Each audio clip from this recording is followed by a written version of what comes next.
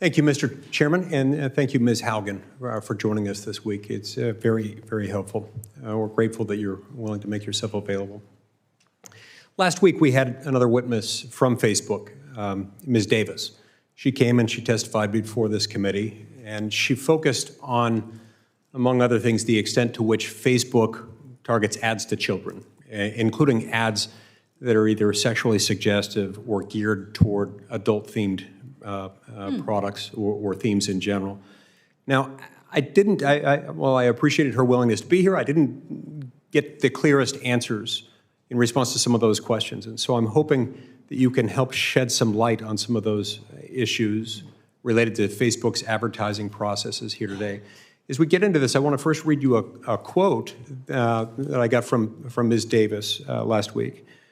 Here's what she said during her questioning. Quote, "When we do ads to young people, there are only three things that an advertiser can target around: age, gender, location. We also prohibit certain ads to young people, including weight loss ads. We don't allow tobacco ads at all, meaning to young people. We don't allow them to children. We don't allow them to minors," close quote. Now, since that exchange happened last week, there are a number of individuals and groups, including a group called the Technology Transparency Project, or TTP, that have indicated that that part of her testimony was inaccurate, that it was false. TTP noted that TTP had conducted an experiment just last month, and their goal was to run a series of ads that would be targeted to children ages 13 to 17, to users in the United States. Now, I want to emphasize that TTP didn't end up running these ads. They stopped them from being distributed to users. But Facebook did, in fact, approve them. And as I understand it, Facebook approved them for an audience of up to 9.1 million users, all of whom were teens. So I brought a few of these to show you today. This is the first one I wanted to showcase. This first one has a colorful graphic encouraging kids to, quote, "throw a Skittles party like no other," which, as the graphic indicates, and as the slang jargon also independently suggests, this involves kids getting together randomly to abuse prescription drugs. The second graphic displays an anti-tip. That is, a tip specifically designed to encourage and promote anorexia. And it's on there. Now, the language, the anti-tip itself, independently promotes that. The ad also promotes it, insofar as it was suggesting these are images you ought to look at when you need motivation to be more anorexic, I guess you could say.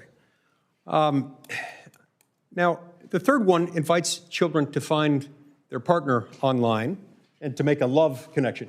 You look lonely, find your partner now to make a love connection. Now look, it'd be an entirely different kettle of fish if this were targeted to an adult audience. It is not.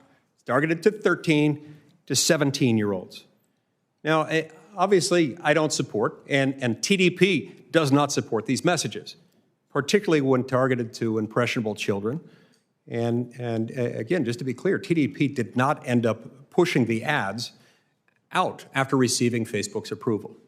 But it did, in fact, receive Facebook's approval. So I think this says something. One could argue that it proves that Facebook is allowing and perhaps facilitating the targeting of harmful adult-themed ads to our nation's children. So could you please explain to me, Ms. Haugen, how these ads with a target audience of 13 to 17-year-old children, how would they possibly be approved by Facebook? And is AI involved in that? I did not work directly on the ad approval system. What was resonant for me about your testimony is Facebook has a deep focus on scale. So scale is, can we do things very cheaply for a huge number of people, which is part of why they rely on AI so much. It is very possible that none of those ads were seen by a human. And the reality is that we've seen from repeated documents within my disclosures is that Facebook's AI systems only catch a very tiny minority of offending content. And best case scenario, in the case of something like hate speech, at most they will ever get 10 to 20%. In the case of children, that means drug paraphernalia ads like that. It's likely if they rely on computers and not humans, they will also likely never get more than 10 to 20% of those ads. Understood. Mr. Chairman, I've got one minor follow-up question. It should be easy to answer. Go ahead. So while Facebook may claim that it only targets ads based on age, gender, and location, even though these things seem to counteract that, but let's set that aside for a minute, and that they're not basing ads based on specific interest categories. Does Facebook still collect interest category data on teenagers, even if they aren't at that moment targeting ads at teens based on those interest categories? I think it's very important to differentiate between what targeting are advertisers allowed to specify and what targeting Facebook may learn for an ad. Let's imagine you had some text on an ad. It would likely extract out features that it thought was relevant for that ad. For example, in the case of something about partying, it would learn partying is a concept. I'm very suspicious that personalized ads are still not being delivered to teenagers on Instagram because the algorithms learn correlations. They learn interactions where your party ad may still go to kids interested in partying because Facebook is almost certainly has a ranking model in the background that it says this person wants more party-related content. Interesting. Thank you. That's very helpful. And what that suggests to me is that while they're saying they're not targeting teens with those ads, the algorithm might do some of that work for them, which might explain why they collect the data, even while claiming that they're not targeting those ads in that way. I can't speak to whether or not that's the intention, but the reality is it's very, very, very difficult to understand these algorithms today. And over and over and over again, we saw these biases the algorithms unintentionally learn. And so, yeah, it's very hard to disentangle out these factors as long as you have engagement-based ranking. Thank you, Ms. Haugen.